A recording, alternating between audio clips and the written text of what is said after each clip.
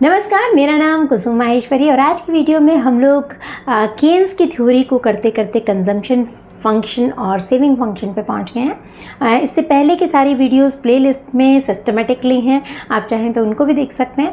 पर इस वीडियो के अंदर हम समझने जा रहे हैं इन दोनों फंक्शंस को और उसके साथ इससे जुड़े basic concepts like APC, MPC, APS, MPS, तो उन सब की बात करेंगे। तो शुरू करते हैं कंजम्पशन फंक्शन के साथ। हम सबको पता है कि हमारा खर्च जो है वो हमारी आय पर, हमारी इनकम पर डिपेंड करता है।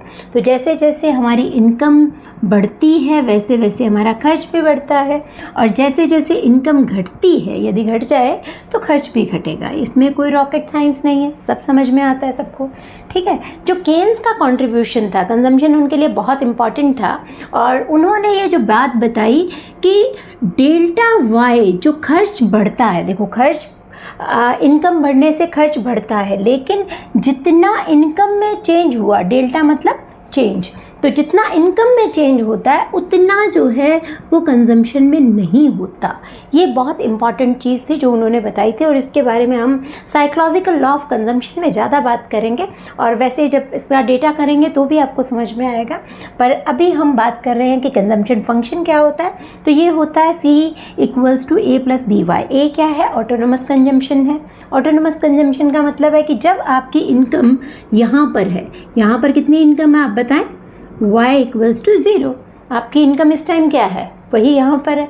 इनकम इस टाइम आम सभी बच्चों की जो है 0 होती है, लेकिन खर्च तो होता है सबका। हम सब चीज़ों को इस्तेमाल कर रहे हैं, डेटा भी यूज़ कर रहे हैं, खा पी भी रहे हैं, तो हमारा जितना भी खर्च है वो जो है, वो जो C है इस लेवल पे, वो आपका A है। A यानी ऑटोनोमस कंजम्पशन, यानी ये जो हम खर्च कर रहे हैं वो हमारा जो है वो जीरो इनकम पे एक्सपेंडिचर जिसे कहते हैं, वो हमारा ऑटोनोमस कंजम्पशन होता है। और यहाँ से हमारा कंजम्पशन लाइन शुरू होती है। तो ये जितना भी होगा वो यहाँ पर इंटरसेप्ट कहलाता है। क्या कहते हैं इसको?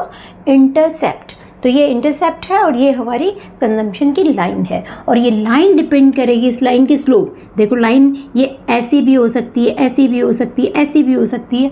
तो ये किस पे डिपेंड कर रही है? ये B पर डिपेंड कर रही है। B कितना? B क्या है? B क्या होती है?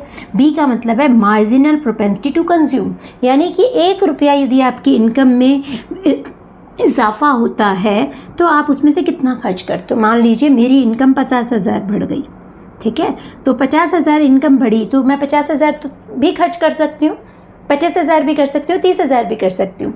इनकम की बढ़ोतरी की वजह से मेरे कंजम्पशन में मान लो 25,000 में चेंज आया, ठीक है, 50 में से 25,000 मैंने खर्च कर दिए, तो मेरी MPC क्या बन गई? 0.5, ठीक है। 0.5 इसका क्या मतलब हुआ? इसका मतलब सिंपल ये है कि यदि मेरी इनकम 1 रुपया बढ़ती है तो मैं 50 पैसे खर्च करती हूँ, लाख बढ़ी तो 50,000 खर्च किए। तो ये इस चीज़ को समझना, ये कंजम्पशन लाइन उस पर डिपेंड करिए। आगे डेटा के थ्रू हम इसको और क्लियर करते हैं। APC और MPC को हम डायग्रामेटिकली भी समझ सकते हैं और साथ में इसको डेटा के थ्रू भी समझ सकते हैं। बस एक पेन और पेपर की ज़रूरत है, एक प्रेजेंस ऑफ माइंड की ज़रूरत है। आसान है, ये कह के समझें। देखिए ये हमारे पास इनकम का डेटा है और ये हमारे पास उपभोग का डेटा है, ठीक है। तो अब APC निकालनी है, तो APC का फॉर्मूला क्या है? C/Y, यानी जितना आपका टोटल इनकम है इस टाइम, उसमें से टोटल कंजम्पशन आपका कितना है, उपभोग कितना करते हो, तो वो आगे आपके पास ये रहा 95 / 100, 102 / 110, 123 / 140, ठीक है। सिंपली यहाँ से यहाँ आपने डिवाइड करना है और ये आपका निकल के आता है डेटा। अब इसमें आप देखिए ये सारा का सारा लगातार जैसे जैसे आपकी इनकम बढ़ती जा रही है वैसे वैसे आपका ये जो APC है, एवरेज प्रोपेंसिटी टू कंज्यूम, औसत उपभोग प्रवृत्ति, ये दोनों ही डेटा आपको ये बताते हैं कि आपका उपभोग का या कंजम्पशन का पैटर्न क्या है, आप किस तरीके की आदत के शिकार हैं, आपको कैसे, किस तरीके से कितना खर्च करने की आदत है, वो उसके बारे में बताते हैं, ठीक है। तो ये आपकी उपभोग प्रवृत्ति ये बता रही है कि इनकम जैसे जैसे बढ़ती है वैसे वैसे आपका कंजम्पशन जो है या APC जो है वो घटती चली जाती है। लेकिन यहाँ पर मार्जिनल प्रोपेंसिटी टू कंज्यूम जो है इस डेटा के लिए, नॉट एवरी डेटा, आप अपनी तरफ से डेटा लेंगे, चेंज रिजल्ट निकलेगा। यहाँ पर जो है ये लगातार कांस्टेंट है। उसका कारण है हमने 7 रुपयों का फ़र्क रखा है यहाँ पर और 10 रुपये का फ़र्क रखा है यहाँ पर, इसलिए हर बार ये क्या 7/10 होता है, तो इसलिए ये हमेशा 0.7 आएगा। ठीक है, तो ये हो गया डेटा की बात। अब इसको डायग्रामेटिकली समझते हैं। तो एपीसी को यदि आपने निकालना है, किसको निकालना है? एपीसी को। तो एपीसी को निकालने के लिए आपने क्या करना है? मान लीजिए इस पॉइंट पे आपने निकालना है। ये क्या है? ये आपकी रेफरेंस लाइन है। रेफरेंस लाइन आपको कंजम्पशन और इनकम की इक्वेलिटी लाइन है। ये यहाँ पर कंजम्पशन और इनकम बराबर है इस पूरी लाइन पे। ठीक है, तो इसके भरोसे हमें ये वाली चीज़ें सारी समझ में आ जाती हैं। इसका फ़ायदा क्या है? यदि आप 2-4 बार बनाओगे आपको इसका फ़ायदा अपने आप से समझ में आ जाएगा। ठीक है, तो कंजम्पशन यहाँ पर जो है वो क्या है? ए है। शायद हम पहले भी जिक्र कर चुके हैं कि ए है। इसका मतलब क्या है कि आप 0 लेवल ऑफ इनकम पे कितना खर्च कर रहे हो। ठीक ठीक, उसके बाद ये जो है ये डिपेंड करता है बी पर। ठीक, यहाँ से लेकिन एपीसी भी मेज़र हो सकती है। आपने इस ए पॉइंट पर एपीसी निकालनी है या एन पॉइंट पे एपीसी निकालनी है, तो कैसे निकालोगे? आप यहाँ पे देखो इनकम कितनी है, तो इनकम इतनी है। कितनी है? OY0। और आपका कंजम्पशन कितना है? कंजम्पशन ऊपर की तरफ जा रहा है, तो ये कितना है? NY0। तो ये होगा NY0 divided by OY0। That's it, ये आपकी एपीसी आ गई।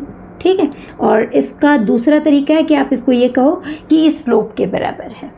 ये स्लोप जो है इसकी एपीसी को दिखा रही है। यदि इस पॉइंट पे निकालोगे तो इसकी स्लोप कम हो गई, तो इसका मतलब एपीसी भी कम हो गई। ये करके देखें, आपको समझ आएगा। Then comes MPC. एमपीसी कैसे निकलती है? एमपीसी के लिए मान लीजिए आपने इस पॉइंट पे एमपीसी निकालनी है। ठीक है, तो इसके लिए आप क्या करोगे? ये देखो Y0 थे, आप Y1 पे आए, यानी इनकम में कितना चेंज हुआ? इतना, है ना। इस पॉइंट पे देखिए ये क्या है आपका? Delta Y. ठीक, और ये जो है कंजम्पशन में इससे कितना फ़र्क आया? इतना। ठीक, जब इनकम बढ़ी आपका कंजम्पशन बढ़ के यहाँ पे आ गया, तो ये इसको कहो आप डेल्टा सी। तो ये जो है, ये जो लाइन है, यही लाइन, ये वाली लाइन जो आपने खींच रखी है, इसी का स्लोप है ना। ये जो स्लोप है यही आपकी बी है। इसको बी कहते हैं, इस लाइन की स्लोप ही बी है। बी यानी एमपीसी। तो होप आपको समझ में आ गया। जो एमपीसी है वो आपकी यहाँ पर देखिए कि शुरुआत में आप जैसे जैसे आपकी इनकम, शुरुआत में क्या देख रहे हो आप? शुरुआत में आप देखो तो आपकी इनकम कम है, कंजम्पशन ज़्यादा है। एक लेवल आता है इनकम और कंजम्पशन बराबर हो जाते हैं। दूसरा लेवल आता है जब कंजम्पशन कम होती जाती है और इनकम अभी बढ़ रही है। तो ये एक पैटर्न फॉलो करने को आपको मिलता है। लगे हाथ मुफ्त में सेविंग फंक्शन को भी समझ लेते हैं। उसके तो पैसे लिए थे ना, इसके पैसे नहीं लेंगे। तो ये सेविंग भी अगेन किस पर डिपेंड करेगी? इनकम पे, है ना। इनकम होगी तो आप कुछ बचाएंगे। तो saving is a function of income, simple. अब हम इसका सेविंग फंक्शन निकालने जा रहे हैं। तो सेविंग फंक्शन निकालने के लिए हम इसी की हेल्प लेते हैं। तो ये हमें पहले से पता है कि इनकम क्या होती है? आइदर यू कंज्यूम और यू सेव। ठीक, तो सेविंग निकालने के लिए आप क्या करोगे? इनकम में से जितना आपने कंजम्पशन किया है उसको घटा दोगे, कोई दिक्कत नहीं है। अब सी हमें पता है, सी का फंक्शन ये है, तो हम इसको इसमें से माइनस कर दें तो S = Y minus A plus BY। और इसको नेक्स्ट स्टेप में जाके हम इसको खोल दें तो ये बन गया BY। ठीक, और अब ये हम थोड़ा सा इसको सिंप्लीफाई करें, माइनस A यहाँ पड़ा रहेगा, Y और Y को आगे ले जाते हैं, ये प्लस का Y है और ये माइनस का BY है। अब यहाँ पर minus A plus 1 minus B, ठीक है, 1 माइनस BY। ठीक है, y को कॉमन लिया और ये 1 आ गया और ये माइनस b आ गया। समझ आ गया? तो ये हमारा सेविंग का फंक्शन बन गया। अब सेविंग के फंक्शन में आप बहुत ध्यान से देखिएगा, ये a जो यहाँ पॉजिटिव है, ये a यहाँ नेगेटिव है। इसका मतलब क्या कि ये जो आपका यहाँ पर हमने किया था कि हम इन जीरो इनकम पे जो हम खर्च कर रहे थे, चाहे पेरेंट्स से लेके चाहे उधार लेकर, पर दोनों ही बेसिकली क्या है? हम पे कर्ज है। तो कर्ज है यानी कि वापस चुकता करना पड़ेगा। ठीक, तो ये माइनस A है। तो ये क्या बन गया? हमारा सेविंग का फर्स्ट पॉइंट बन गया। सेविंग की लाइन का ये फर्स्ट पॉइंट बनेगा। सेकंड पॉइंट कौन सा बनेगा? जहाँ y = कंजम्पशन है, यहाँ पे इनकम और कंजम्पशन बराबर है, तो वहाँ पर सेविंग क्या होगी? 0 होगी। यदि ये हमारा दोनों बराबर हैं तो सेविंग क्या हो जाएगी, 0। 100 रुपये में से 100 रुपये खर्च कर रहे हो तो सेविंग क्या है, 0। तो यहाँ पर सेविंग यहाँ पर आ जाएगी, राइट। मैं पेन दूसरा लेती हूँ। तो दूसरा पॉइंट हमारे पास ये बन गया। तीसरा पॉइंट कहाँ आएगा, ये देखो यहाँ पर मान लीजिए इस लाइन पे लेते हैं। इस लाइन पे इनकम का हमारा लेवल ये है, कंजम्पशन का ये है, इसमें से इसको घटाएंगे तो इतना डिफरेंस आएगा, तो इतना ही डिफरेंस यहाँ पे रख लेते हैं। ये YC जो है वही लेवल का डिफरेंस यहाँ पे दिया जाएगा। इन तीनों पॉइंट्स को मिला दीजिए 1, 2 एंड 3, तो ये बन गया आपका 1, 2, 3। ये आपकी सेविंग की लाइन आ गई, थोड़ी सीधी नहीं आई, ठीक।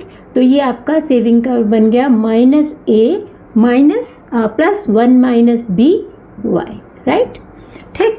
तो यहाँ से आपका सेविंग फंक्शन निकल आया। अब इसका मार्जिनल प्रोपेंसिटी भी समझ लेते हैं कि हम अपनी 1 रुपया इनकम चेंज होने पर कितना जो है सेव करते हैं। उसको देखने के लिए MPS बताता है वो, मार्जिनल प्रोपेंसिटी टू सेव, उपभोग की नहीं सॉरी बचत की सीमांत प्रवृत्ति।